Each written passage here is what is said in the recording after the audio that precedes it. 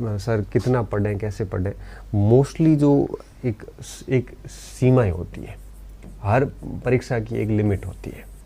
आपको ऐसे खोजी पत्रकार नहीं बनना चाहिए। कई बार परीक्षा बच्चे तैयारी में ये गलती करते हैं कि एक एक बिंदु को बहुत गहराई में जा के चेक करते हैं, कोई मतलब नहीं है ना।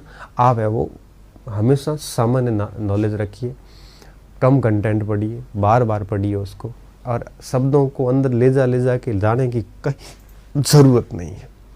जितना ज़्यादा आप खोजी पत्रकार बनेंगे उतना ज़्यादा आप लॉस में रहेंगे। हमारे को एक सामान्य चीज़ें पढ़नी होती, कहीं दिक्कत वाली बात नहीं है, ठीक है। कई बार बच्चे निर्णय ले लेते हैं कि मुझे फर्स्ट ग्रेड की तैयारी करनी है, फिर वो लाइब्रेरी में गया, लाइब्रेरी में जाते किसी ने कहा कि सीधे फर्स्ट ग्रेड थोड़ी बनते हैं, अब वो वहाँ पे अपना डगमगा गया। अब ऐसी स्थिति में अगर आप यूं डगमगाओगे तो आपको कोई भी भ्रमित करके चला जाएगा। तो सीधा फर्स्ट ग्रेड नहीं बनता इससे कहाँ लिखा हुआ है, सीधा प्रोफेसर नहीं बनता ऐसा कहाँ लिखा हुआ है, कहाँ ये बात लिखी हुई है कि सीधा IAS नहीं बनता। सब फालतू की बात है। जिसकी जितनी मेहनत होगी वो उस जगह पहुँच जाएगा, आज नहीं तो कल पहुँचेगा। इसलिए निर्णय लीजिए, कठोर निर्णय लीजिए, और निर्णय लेने के बाद में फिर वापस नहीं हटना है, चाहे कुछ भी स्थिति आ जाए, ठीक है। कोई कहता है कि मैं फैमिली में मेरी समस्याएं चल रही है, कोई कहता है मेरे शारीरिक समस्याएं चल रही हैं, कोई कह रहा है मेरी आर्थिक समस्याएं चल रही हैं, तो कोई कह रहा है कि मैं विवाहित हूँ, घर वाले सपोर्ट नहीं करते वगैरह वगैरह, है ना। मैं मानता हूँ सारी व्यवस्थाएं होती हैं, कौन ऐसा जग में व्यक्ति है जो परेशान नहीं है। सबकी, हर व्यक्ति की कोई न कोई परेशानी है। तो आप ये मान के चलिए कि जब भी परेशानी है तो डेफिनेटली सबके ही है। कोई शारीरिक रूप से परेशान है, कोई आर्थिक रूप से है, कोई पारिवारिक रूप से है। आपको इन सब को ओवरकम करके पढ़ना ही पड़ेगा, है ना। नहीं तो ये प्रतियोगिता बड़ी निष्ठुर है। आप 1 मिनट में बाहर कर दिए जाओगे और आपका स्थान लेने के लिए हज़ारों लाखों बच्चे लाइन में लगे हुए हैं। इसलिए समस्याएं कोशिश कीजिए उनका समाधान हो।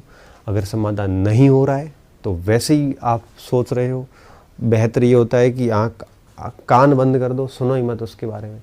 कुछ भी नहीं होना, एक समय बाद में वो समस्याएं ख़त्म हो जाती है। क्योंकि मेरा एक व्यक्तिगत अनुभव है, जो आज आपके सामने समस्या है, आपको कुछ महीने बाद में उससे बड़ी समस्या का सामना करना पड़ेगा, और फिर आपको अपनी पुरानी समस्या एक मजाक लगेगी। आप खुद उस समस्या की इंटेंसिटी पे हंसोगे कि ऐसी समस्या के कारण भी मैं परेशान हुआ था। जीवन में यह हर फेज़ में आएगी। आपको अगर ये लग रहा है कि भाई हमारे सरकारी नौकरी लगने के बाद नहीं आएगी, तो बहुत गलत लग रहा है। उसके बाद में और बड़ी बड़ी समस्याएं आएगी। ये ताउम्र चलती रहेगी।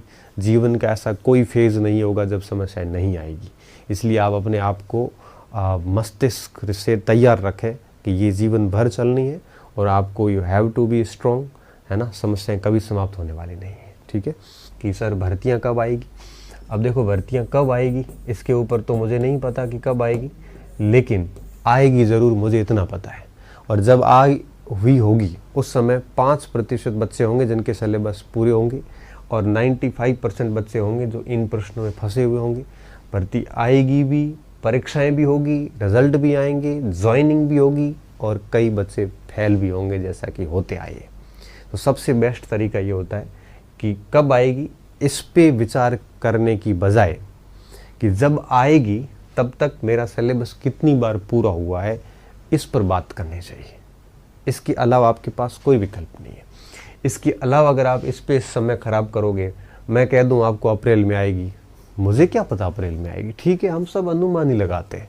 कोई श्योर नहीं है कि कब भर्ती आएगी। जब भी आएगी, आप तैयार कितने हैं?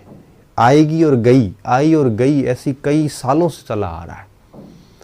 तो इसलिए कहता हूं कि इस पे अपना समय खराब न